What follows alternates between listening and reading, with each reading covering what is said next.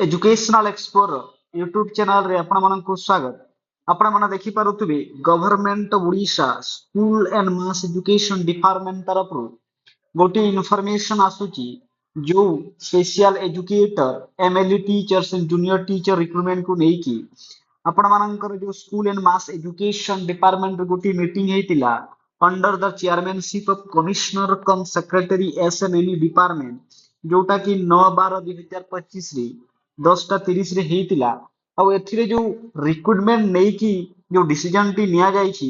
जदि हमें एठी देखिबा ना कोन लेखा जायछि recruitment of special educator MLE and elementary teachers जो आपण मानकर special educator MLE teachers and elementary teachers recruitment के नेकी जो डिसीजन निया जायछि जदि हमें देखिबा regarding the decision of high level committee mandating the recruitment of 15,000 teachers annually जेमिति आपण जानिथिबे आपण मानकर प्रत्येक वर्ष 15,000 टीचर्स नेक्स्ट जो 3 इयर्स पर्यंत रिक्रुटमेंट हेबे एहा आपण मानकर जो ओडिशा गवर्नमेंट जो डिक्लेयर करिथिले तो जो एनुअली जो 15,000 टीचर रिक्रुटमेंट हेबे ताकू नै कि जो मीटिंग ते हेतिला including MLE teachers and special educator एई जो 15,000 टीचर रिक्रुटमेंट हेबे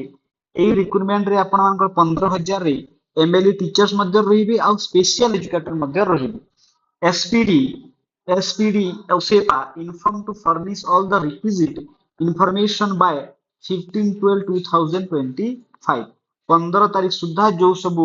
रिक्विजिट इंफॉर्मेशन दरकार ताको सबमिट करबा को से कहिसंती so that the recruitment process cannot proceed without any further delay। ए जो इंफॉर्मेशन जदी मिलिला 15/12/2025 सुधा जोटा किसी कहिसंती ताहेले जो नेक्स्ट जो प्रोसेस डिले हेबो नाही। आ कोन लेखा है कि देखंतु लास्ट जो लाइन रे एडिशनल सेक्रेटरी सी जदुमणि महल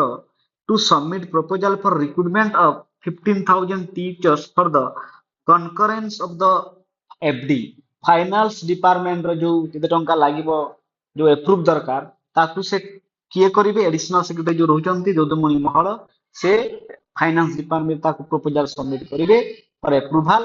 यह थिला संपूर्ण न्यूज आपण मानकर junior teacher plus special educator plus जो एमएलई टीचर आसवा को जाउछि आपण रेडी रहंतु 2026 से आपण मानकर जो रिक्रूटमेंट हेबो। तो यह थिला संपूर्ण वीडियो आहुरी एमिति के वीडियो देखिया पई आपण एजुकेशनल एक्सप्लोरर यूट्यूब चैनल को लाइक एंड सब्सक्राइब कर दियंतु। थैंक यू धन्यवाद।